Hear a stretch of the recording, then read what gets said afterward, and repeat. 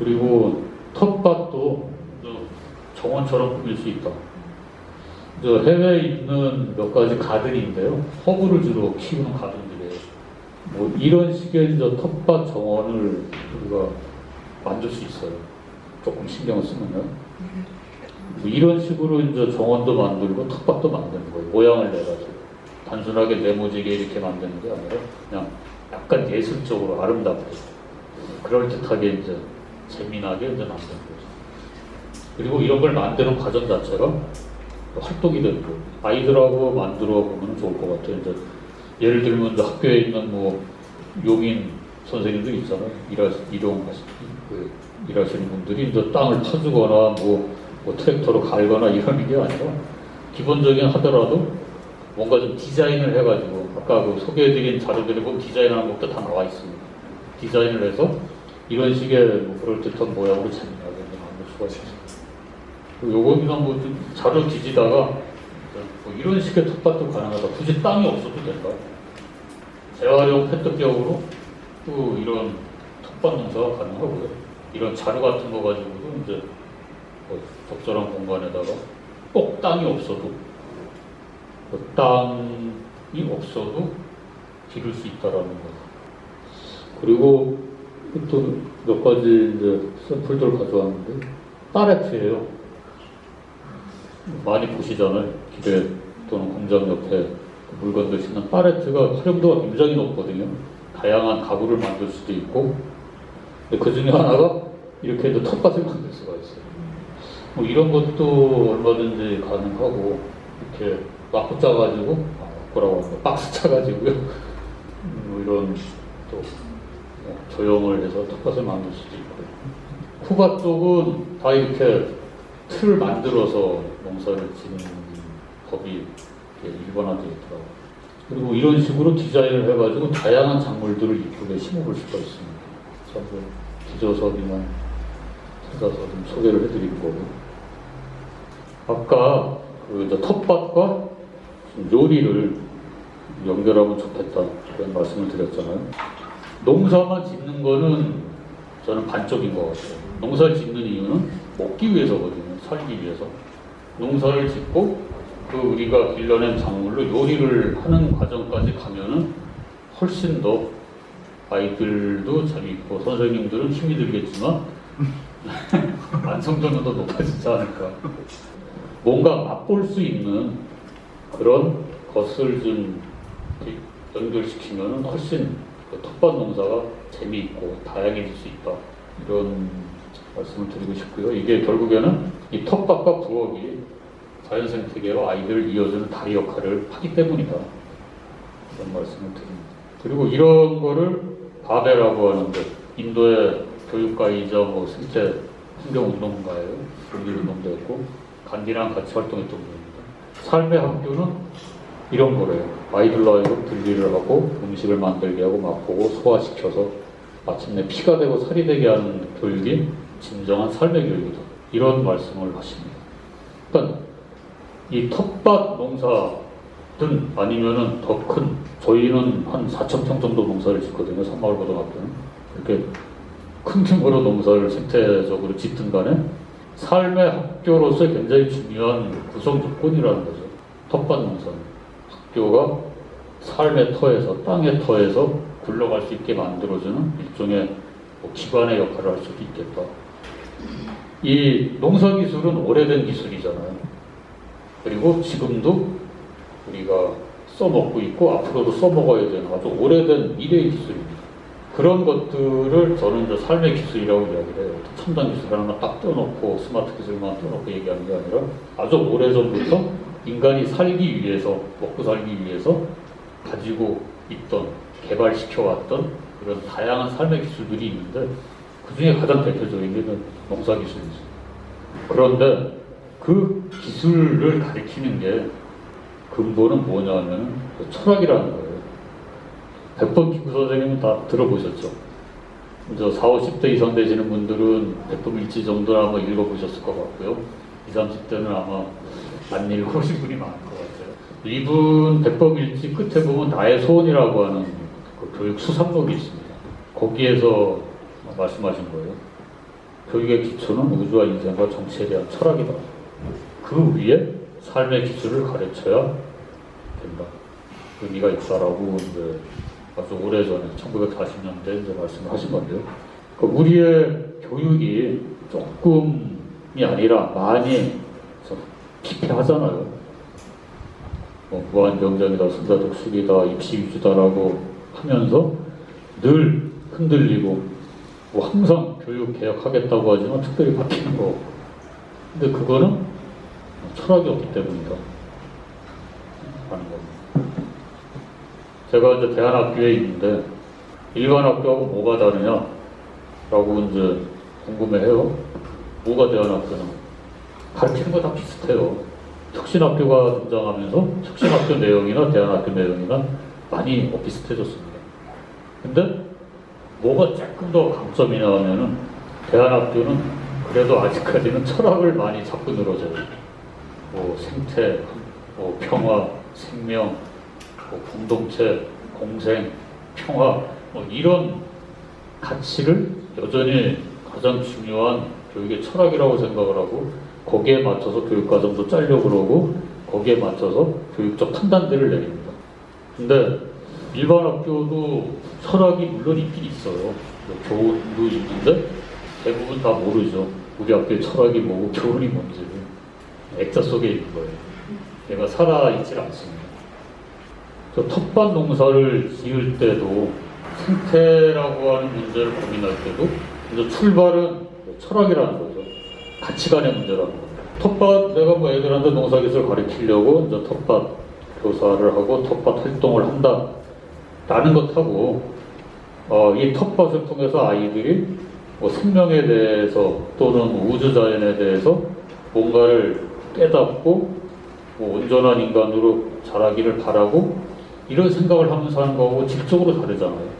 그런 차이인 거예요. 아무것도 아닌 것 같지만. 학교 교육도 마찬가지입니다. 아이들한테 뭘 심어주고 싶은지에 대한 근본적인 성찰이 있어야 된다. 간디 선생이 이런 말을 했습니다. 우리가 품위 있게 생활하는 기술을 배웠을 때만 삶의 은총이 가능하다. 품위 있는 기술 중에 하나는 농사거예요. 가장 대표적인 게. 그리고 요즘은 생활 접점 기술이라고 하는 게 생각보다는 많이 보급되고 있는 상황이라 고무적이고요. 유엔에서 전통 지식 세계 은행이라는 것을 세웠답니다. 거기에서 이 전통 지식이나 전통 기술이 매우 중요하다. 각 지역, 각 나라, 민족에게 전해져 내려오는 삶의 토착 기술이 있다라는 거예요. 그런 것들은 과거에 잊혀져가는 기술이 아니라 지금의 우리의 문화를, 문명을, 기술을 발전시킨 원동력이고 그 바탕이라는 거거든요. 농사도 그렇고. 그래서 이런 것들을 우리는 계속 붙잡고 가야 되고 그런 전통 지식과 기술을 통해서 자원이 덜 고갈시킬 수 있고 자원을 환경을 지킬 수 있고 이런 이야기를 설립 취지문에서 하고 있고요. 대한교육은 제가 그래도 짧게 말씀드리겠습니다. 이 이야기를 하는 이유는요. 전환교육을 얘기해야 되기 때문에 그런 건데 이제 기존의 공교육이 문제가 있어서 아이들로 하여금 정말 교육다운 교육을 하고 싶다라고 해서 대한교육이 한 20여 년 전부터 막 여기저기 학교도 생기고 그랬거든요. 다양한 교육, 다른 교육, 학습자 중심의 교육을 하겠다. 프로그램도 다양화시키고 그래서 이제 그 영향을 받은 것 중에 하나가 혁신학교인 거예요. 그랬는데 실제로는 저 개수는 그렇게 많지는 않습니다. 전국적으로 인가받은 학교가 80여 개 정도가 돼요. 인가받은 학교가. 그런데 비인가는 대략 300개에서 한 800개까지 된다고 보고 있어요. 순천에도 몇 개 있습니다. 그리고 대안학교 중에 여러 가지 유형들이 있는데 전환기 학교라는 것도 있고 학교 내 대안교실도 있고 미탁기관도 있고 다양하게 있습니다. 이런 대안교육이 혁신학교의 밑거름도 되고 공교육을 선도하는 역할을 했었는데 이 대안교육은 민주주의 교육, 자유교육, 혁신교육이라는 이름으로 외국에서는 많이 불리워요.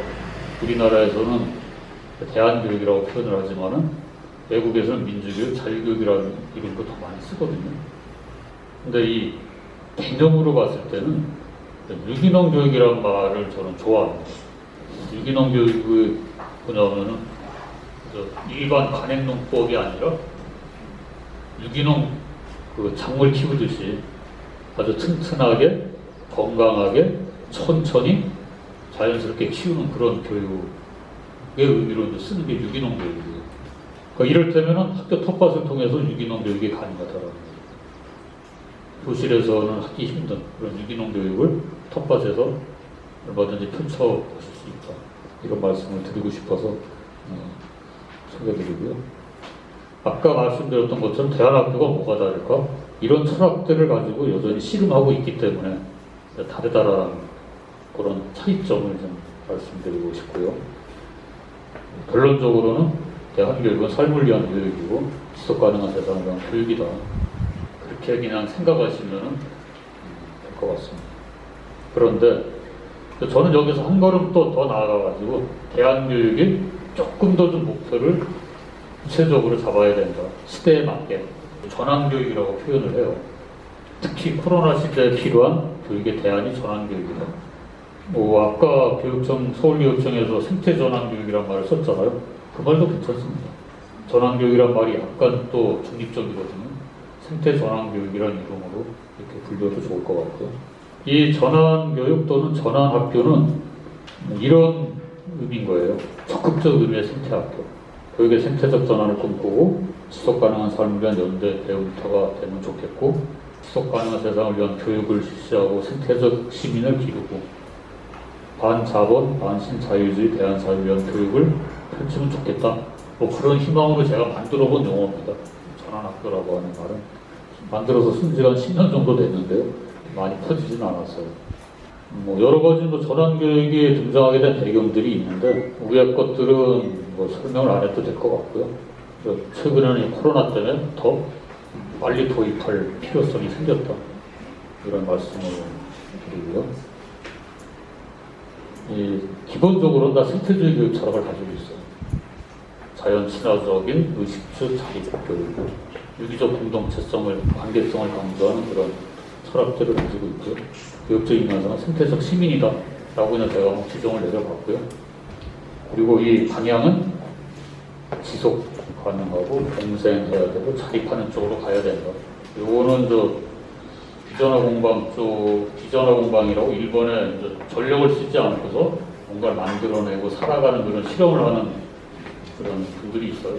그걸 비전화 공방이라고 하는데 그쪽에서 나온 방향을 제가 이제 갖다가 좀 써본 겁니다.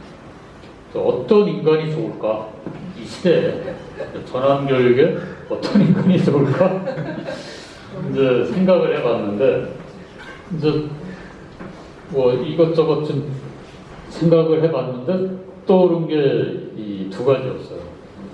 하나는 무당이에요. 후닥거리하는 그런 이제 사이비 무당이 아니라 원래 이 무당의 무자는요 사람 인자잖아요. 이게 사람 인자에 위에 공짜로 되어 있는 게 위하고 아래는 위는 하늘이고요. 아래는 땅입니다. 하늘과 땅을 이어주는 사람이에요. 그게 이제 무당의 역할이잖아요. 적신을 해가지고 이제 자기한테 온 사람과 그 신을 연결해주는 역할을 하잖아요. 그리고 사람과 사람을 연결해주는 그런 인간, 관계성을 굉장히 강조한다고 볼 수 있겠죠. 이게 아메리카 인디안이나 시베리아 인디안이나 다 비슷해요. 이제 열심히 네이버 뒤져가지고 찾았는데 다들 이렇게 또 하늘을 지향을 하더라고요. 새 뒤집어쓰고. 농사의 농자도 이거 좀 들어보셨나요? 교육받으시면서? 농사의 농자가 이거는 무슨 자인가요? 별진자, 별진자라고도 하고요. 요거는 노래 곡자잖아요. 그래서 요걸 조금 시적으로 표현을 하면은 별의 노래인 거예요. 농사라고 하는 이 행위는 별을 노래하는 행위라고 하죠. 농사를 짓는 행위는 하늘과 땅을 이어주는 그런 행위잖아요. 별을 노래하고. 이 슈타이너 쪽에서는 생명 역동 농법이라고 그래가지고 별의 움직임에 따라서 농사를 짓는 농법도 있어요. 다이나믹 농법이라고 그래가지고 그러니까 별의 움직임에 따라 작물의 영향을 준다라고 이렇게 보는 이론이에요. 그리고 또 하나의 이제 인간상을 찾아낸 게 저기 넥스트 분들은 아실 텐데 나우시카입니다. 나온 지는 꽤 오래된 만화인데요. 지금처럼 어떤 산업 문명이 이제 망하고 인간들이 그냥 부해 속에 살아요. 썩은 바다에서 이제 온갖 세균 속에서 이제 살고 있는데 그 속에 이제 정도령 같은 친구가 나타나죠. 희한하게 목도 이렇게 퍼런 옷을 입었어요. 정도령이 퍼런 옷을 입고 나타나거든요, 말세요. 이 나우시카는 굉장히 생태적인 소녀예요. 굉장히 자연 친화적이고 동물과 교감을 잘하고 그리고 결국에는 이제 저 생태적 위기를 극복을 합니다, 저 친구가. 이게 그 만연에 있는 세균이에요. 이걸 연구합니다, 이 친구. 근데 희한한 게 이게 코로나랑 똑같이 생긴 거예요. 코로나가 뭐냐면 왕관 모양처럼 생겼다고 해서 코로나거든요. 크라운이 이제 거기서 나오는 거죠. 우리가 길러내야 될 그 인간상은 나우시카거나 무당이거나 영사꾼이다. 생태적 인간의 어떤 전형을 좀 샘플로 좀 말씀을 드리고 아무튼 생태학적으로 교육을 바라봤을 때 모든 교육의 문제는 비생태적인 노조에서 발생한다. 그러하니 감성도 회복해야 되고 관계 중심적인 사고도 해야 되고 삶과 일치된 교육도 하고 산림 열림의 교육을 해서 커리큘럼까지 전부 다 생태학적 관점으로 재구성을 하고 문화운동도 버리고 교육 환경도 바꾸자. 이런 이제 운동을 시작을 시급히 해야 되는 그런 지점에 저희가 놓여 있고요. 그래서 우리의 학교는 보다 적극적인 생태학교가 됐으면 좋겠다. 기후위기가 지금 발등에 떨어진 불인데 유사한 이제 그 교육의 개념이 지속가능 발전교육이라는 게 있어요. ESD라고 하는데요. 지속가능한 발전교육이라서 유엔에서 만든 겁니다. 한 10여 년 이상 됐고요. 그리고 이 지속가능 발전교육이 2015년도에 정부에서 교육과정을 개편할 때 중요한 영역으로 집어넣었어요. 그랬는데 그렇게까지 학교 현장에서는 이게 부각되지 않습니다. 근데 앞으로는 전면에 나서야 될 굉장히 중요한 교육이 될 겁니다. 안 될 수가 없어요, 이제. 발등에 불이 떨어졌고요. 지금 공동에 지금 불이 타고 있거든요. 까미가 패스트에서 이런 말을 했어요. 역병은 결코 사라지지 않을 것이다. 언젠가 되살아난다. 그 속에서 우리가 가장 갈망하는 것은 바로 인간이다. 우리가 코로나 상황에서 목격하고 있는 거는 어떤 두려움과 공포도 있지만은 그 속에서 헌신하고 있는 수많은 영웅들을 보잖아요. 그 속에서 인간적인 밀도가 멀어지는 게 아니라 지금은 어쩔 수 없이 마스크를 쓰고 2m 이상 거리를 떨어뜨려야 되지만 그러니 더욱더 서로 인간끼리 가까워져야 되고 연대해야 된다는 것 또는 희생이 필요하다는 것 이런 것들에 대한 그 이면을 보고 있잖아요. 근데 이제 저는 여기에서 인간에만으로는 안 된다. 자연도 사랑해야 된다. 우리의 그 사랑이 인간을 넘어서서 자연까지 가야 되는 것을 지금 이 지구는 원하고 있다. 코로나가 그 특사다. 이렇게 좀 해석을 할 수도 있지 않을까 싶습니다. 도덕경에 이런 말이 나와요. 도법자연이라고. 살 길은 자연을 따르는 데 있다. 제가 해석을 하는 게 제가 의역을 하는 겁니다. 도자는 이제 말 그대로 도예요. 도리, 진리 이런 뜻인데 이 법은 본받을 법자고요. 법받을 법자라고 하는데 진리는 자연을 본받는 데 있다. 그리고 그 전 단계는 뭐냐 하면은 사람은 땅을 받아야 된다. 땅을 닮아야 된다. 땅과 가까워야 한다. 이런 얘기를 2500년 전에 노자께서 이미 하셨습니다.